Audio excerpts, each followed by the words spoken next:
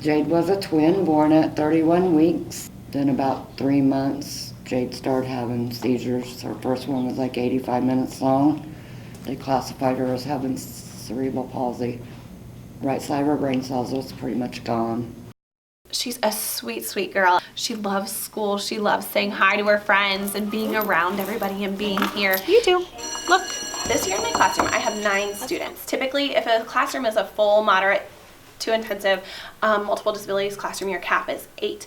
But usually the way it works is that most kids don't have the multiple disability diagnosis. Some kids have other diagnoses ranging from other health impaired to autism, cognitive disability or intellectual disabilities. And all these different things. So when you have the mix of diagnoses, it can range up to 16 children in a classroom. 45, it is chilly, but to go outside today, Chilly. well, we need a coat. Yeah. IDEA is a federal mandate. It's the Individuals with Disabilities Education Act that was set in place way back in the early 90s, basically saying that all children with disabilities have a right to be educated in a public school setting, and they all have a right to receive a free and appropriate education as defined by their IEP team, which includes parents, school personnel, intervention specialists, any therapists that they might work with. So speech and language, OT, PT, anyone like that. And from that, we derive what would be the best setting, the least restrictive environment from the student. We always want to look at, when we talk about the least restrictive environment, we mean how much can they be included with their general education peers and still receive the education that they need, that's the most appropriate for them.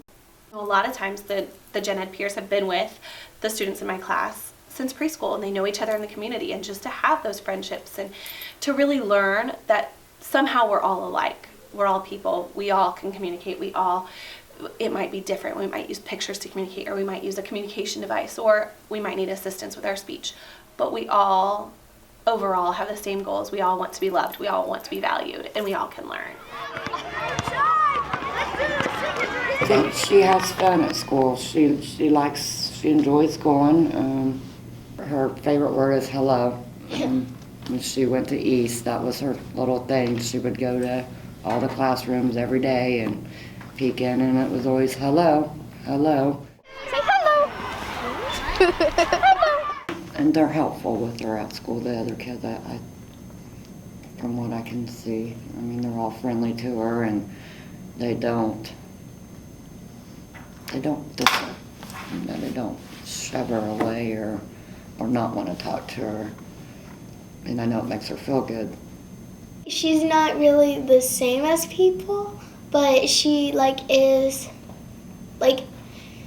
half and half. She is the same because she does dancing and singing and stuff, but half and half she's not because she has that disability. And so usually there's other kids playing with her, either ball or something, or they're playing hot potato or something. And so sometimes I'll play with them if I'm not playing a game that I really want to play. I don't think she comprehends a whole lot at school. I mean, she learns, but she doesn't learn like the other two. She can say quite a few words, but other than that, I mean, I don't really know how much concepts she takes in at school. I mean, she tries to do what everybody else does, and she tries to be a normal kid. I never did that for Clifford.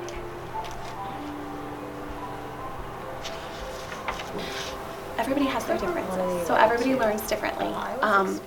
But nothing is wrong or ineducable like it used to be thought. So it's very important for all of the students to be aware of everybody's unique learning styles and needs. So it's really important for our students to go with their general education peers to learn, because our ultimate goal is always to be as fully included as we can possibly be.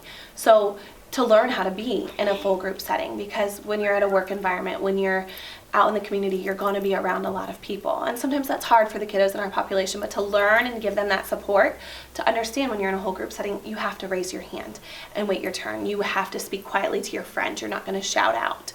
And I just want them to feel that they're a part of something. When they come to school, they're a part of a team at school, just like you are in any other classroom. And you have high goals and high expectations, just like all of the other kids.